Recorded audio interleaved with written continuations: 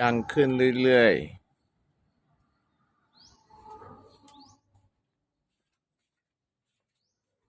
ๆเขตบอกว่าคงไม่เสียงดังประจ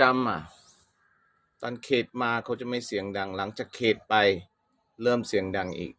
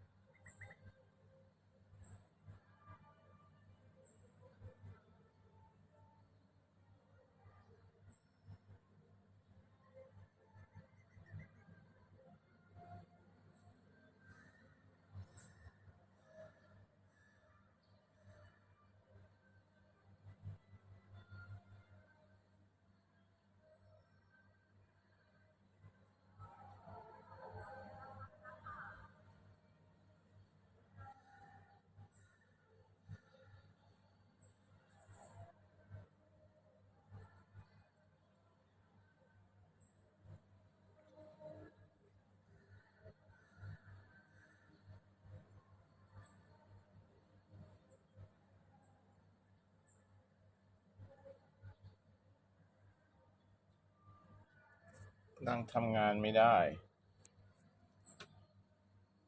รบกวนทั้งซอยเลยไม่มีใครไปประกาศเพราะว่าแถวนี้มันมีแค่ฝรั่งเลยต่างชาติที่อยู่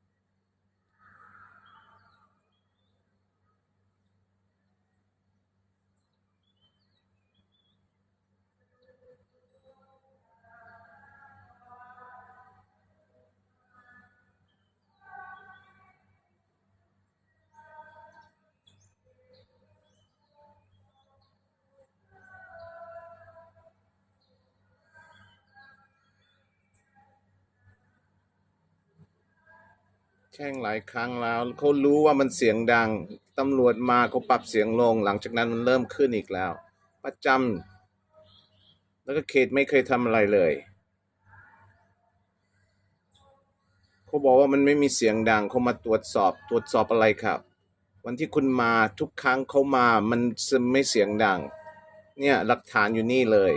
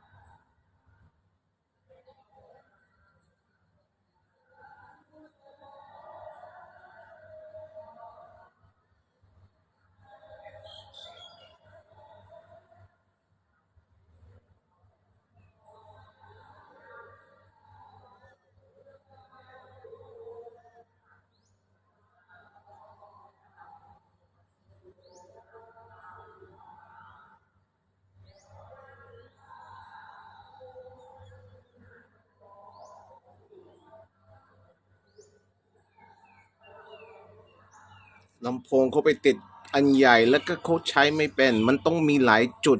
เพื่อตอนที่เขาพูดมันกระจายได้ไม่ใช่ว่ามันไปกระเด็นแล้วก็ออกมาจากข้างนอกเอ็กโกข้างนอก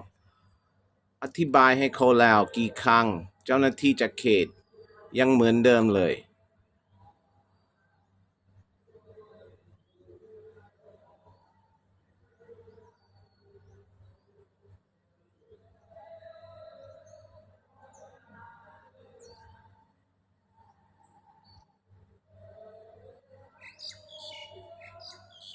โทรไปที่191สนต้องท้องหล่อมาประชุมนิดนึงวัน2 วันอาทิตย์หนึ่งเริ่มอีกแล้ว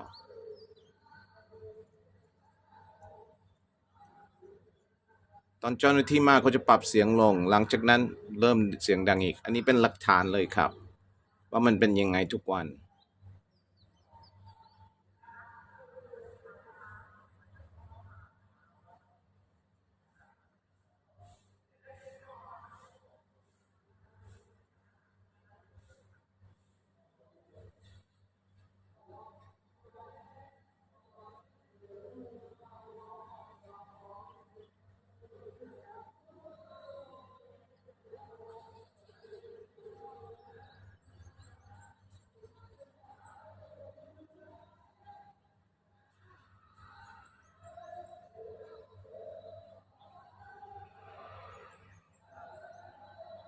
มันเสียงดังว่าเขาใช้เครื่องกระจายเสียงมันจะไปตลอดเลยมันรำคาญ